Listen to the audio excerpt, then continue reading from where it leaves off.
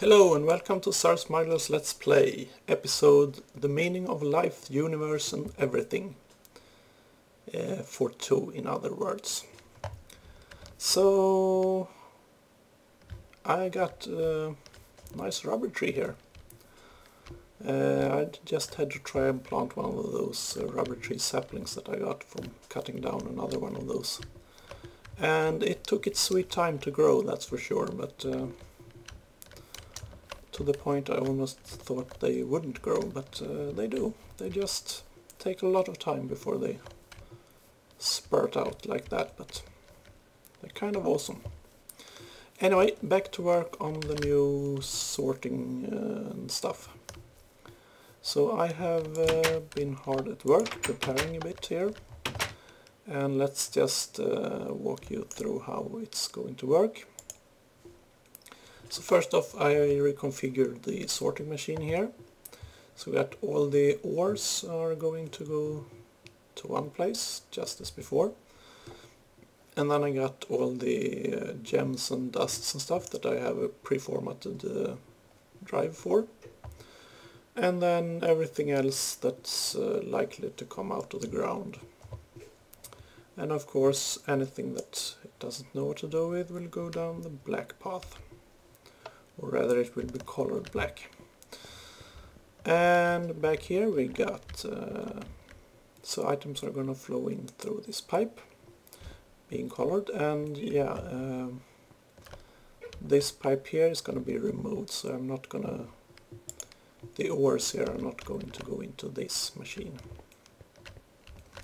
So it's not quite done, as you can clearly see in here. Anyway, items coming in through this pipe, and yeah, those stuff, gems and stuff, will go into this chest and this pre-formatted storage cell. So, and everything else will just continue on. And that cobble and dirt and stuff that I colored purple will go into this interface and enter the network and be stored on one of the drives in the ME drive downstairs. And green stuff moves on and into the pulverizers. And I removed I don't have any hoppers here, but that's intentional. I want the ores to kind of distribute among all these machines so that they run simultaneously. And this is not gonna be the most efficient setup or so, but not the most compact either, but it's gonna be a setup that looks kind of interesting. And it's gonna be fun for me to just stand here and watch it when it's working. So I will have the pulverizers output to RedPower relays underneath here, and they will spit items out into tubes again. And I will have a filter that colors those items red, so any dusts that are produced in any of these pulverizers will loop back around this pipe again and then go into one of the furnaces to be smelted. And the same with those RedPower relays at the bottom into some tubes, and a filter that's gonna paint it with this yellow color, so they go into this pre-formatted drive for metal ingots. So that is the plan. And of course I got room here to expand if I want to have more chests with the pre-formatted drives.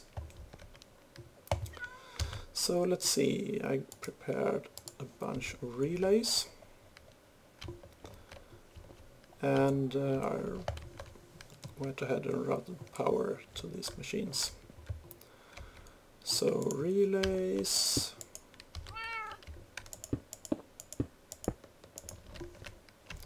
and a screwdriver to orient them. This screwdriver is almost dead.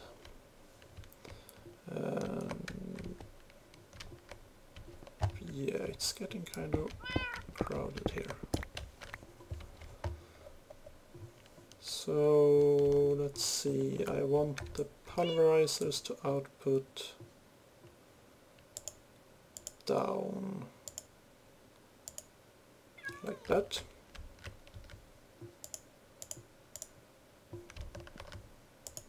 And that. And then the furnaces can output to the front, like so. And there goes my screwdriver. I'm gonna have to make a new one. Well, actually, you know what? I do have that old sonic screwdriver that I constructed ages ago and didn't know how to charge. But since someone was kind enough to tell me how to do it, let's give it a try. So let's see, can I do this? I have to have this guy on the hotbar as well. Oh, look at that. Awesome. Thank you whoever it was that told me how to do that. So this was one of the first RedPower items I constructed, and I'm only now beginning to use it. Look at that. Works like a charm. So yeah, we're gonna need some pipes, of course. Like so, and I wonder if I do... I suppose I could color the pipes to prevent them from connecting to each other here. Yeah, that might be a good idea. Colored pipes will allow uncolored items to flow through them regardless of what color they are, so should work fine. And so we could do this. And then we got the filters. Let's see how to do this. It gets a little bit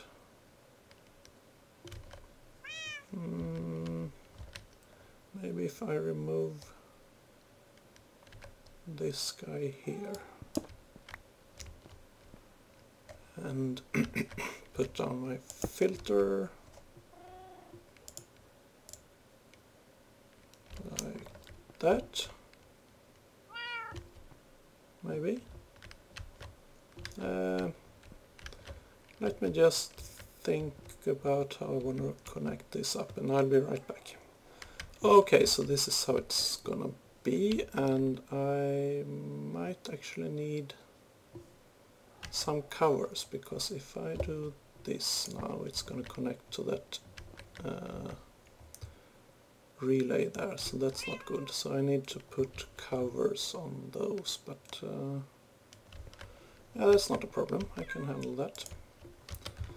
And of course I need to paint the pipes here so they don't connect to the lower row. So let's go with the orange, why not?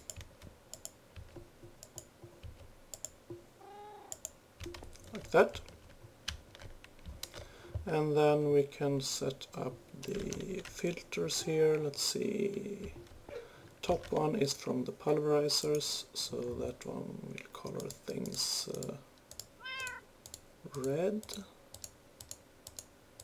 Come on. Red. To put them into the furnaces. And then... oh wait.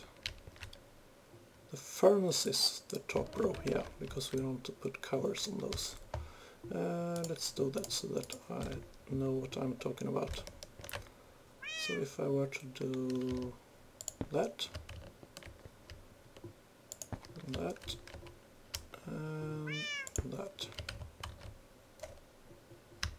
that's better. So okay, the top pipe there is the furnaces, so that's going to be colored yellow to go to the ingots chest there. So yellow, and the bottom one will be red. so. So now we are getting close, and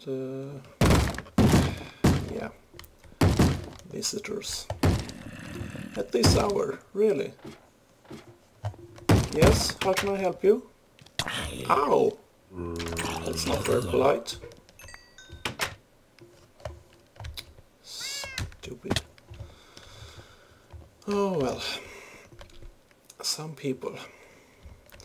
Where was I? Yes, we still have to deal with all the items that this sorting machine doesn't know what to do with. So everything colored black. And I was thinking, kind of like I had before with the chest right here somewhere, to put all that overflow in. But I want it connected indirectly to the network, because I really like to have control. When I run my quarry, I want to see what kind of interesting things I get. So like if we come across a dungeon or a mine shaft or something, that's when we are going to find items that are not in this sorting machine. And so I don't want them to go directly into the ME network, because then it's kind of hard to tell if you have found something. Because going through here and see, oh, did I manage to get some extra wood or something, some extra fences, I'm not going to see that. So I'm thinking a chest here with an import bus, but have the import bus controlled by a redstone signal, so I can have like an import lever on the wall here. So when I flip the lever, it's going to suck things from the chest and send it into the network, but when the lever is in its off position, the chest will be filled up instead. So that will probably be a good idea. So let's see, I actually need a few more pipes, I think, if I don't want to use these restriction tubes.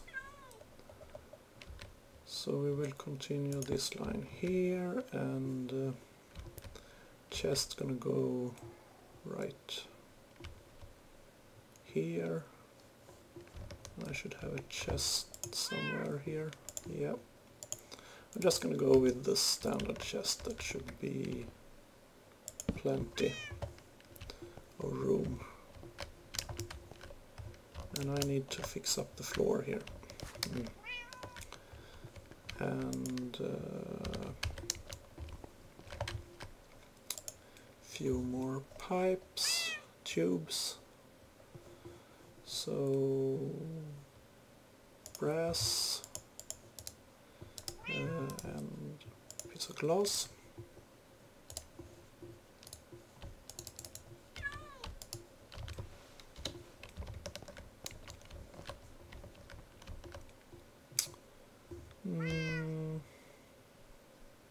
Yeah, it can go in from the back side there, like so. And then import bus goes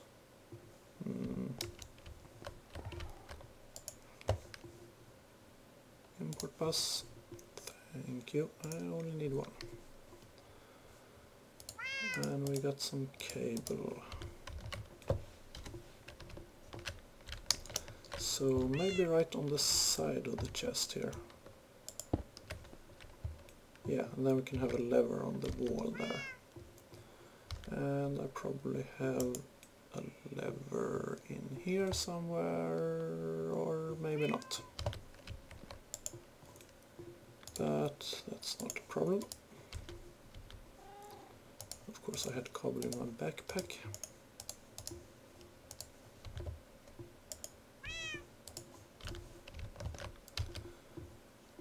And yeah, always inventory issues.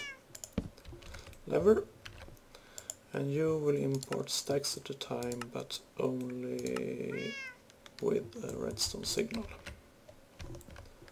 And then connect it up. So that should be everything, I think. I suppose all that remains to do now is to run out and do some mining and come back with a couple of backpacks full of diggy stuff and yeah, and try it out. And of course tidy up everything, fix the floor and put some covers over these pipes. Glass covers, of course, so that I can see things. That's kind of the point of this build, that I want to see the pipes and see items running through them. Otherwise I would have just kind of put everything into the network and used export buses on the pulverizers to export ores into those, and then put the output directly into the network and export the dust into furnaces and stuff like that. So yeah, it could be done a lot more compact and so with just applied energistics, but I really like the tubes. They are awesome. So I will clean up this mess a bit and do a little bit of mining just so that I get some ores and stuff to try the system out with, and then I'll be back and give it a run and we'll see how it works. So I'll be back in a little while. Okay, so I'm back from my mining and got some stuff, and it's time to see what this system can do. So we'll just dump everything into this chest here and it immediately locks up. Yeah, I forgot to change up this part, but that shouldn't be a problem really. Anyway, that one should be removed. What is your problem?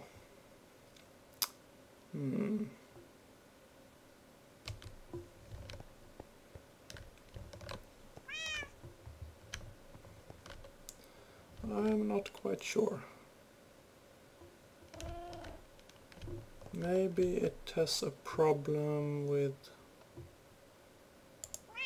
this chest. That light doesn't look happy compared to this one. Can't really imagine why though, there's plenty of space there, and is it not connected to the network? Yes it is.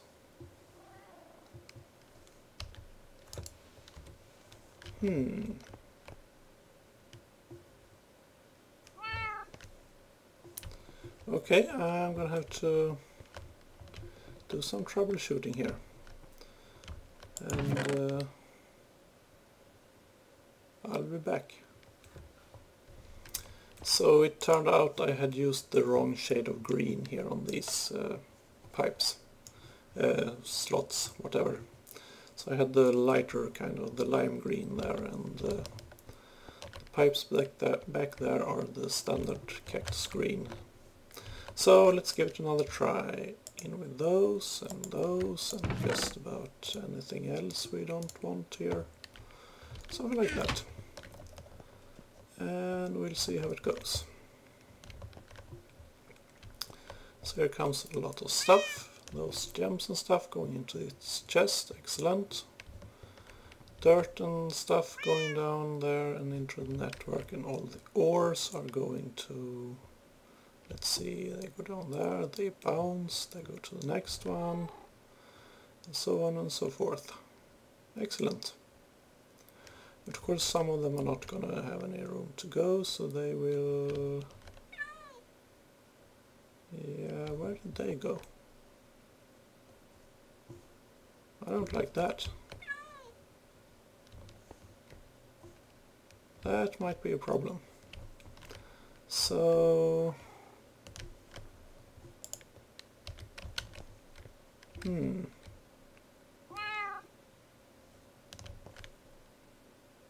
Okay, they apparently went into somewhere. One of these relays apparently. But you know what, it doesn't really matter, because as soon as a spot freed up in one of the pulverizers, they were spit out again and still the right color. So, and our smelted ingots are going where they are supposed to go, and yeah, looks kind of good.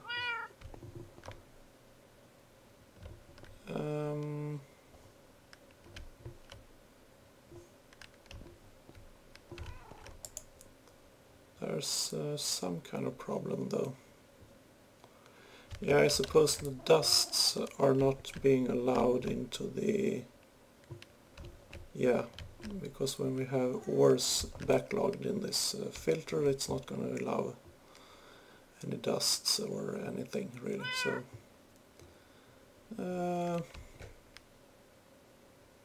but I think it's pretty much alright the way it is though.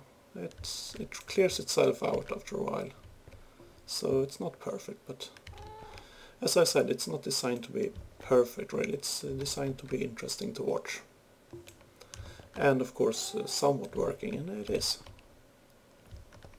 So I'm really pleased. I like it. I don't know why that one seems to be darker than this one, but might just be the light actually, because it's yeah, could be. This is pretty awesome though, I must say.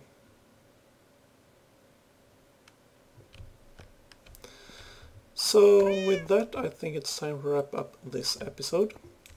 Next episode I probably want to go start up a new quarry, because while I do have quite enough metals and stuff, these quartz that I need for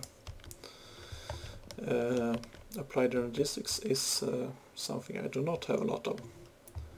So I got like, I don't even have enough to make another one of those 4K storage cells, these kinds of guy. So, and they only spawn of course in the chunks that I reset a while ago, so I'm gonna go back there and set up another quarry to get more of those. And of course to get some resources coming in, so I get this nice show to watch. But I won't bore you with this any longer, so thank you for watching, and I hope you want to come back and see me again. Until next time, bye bye!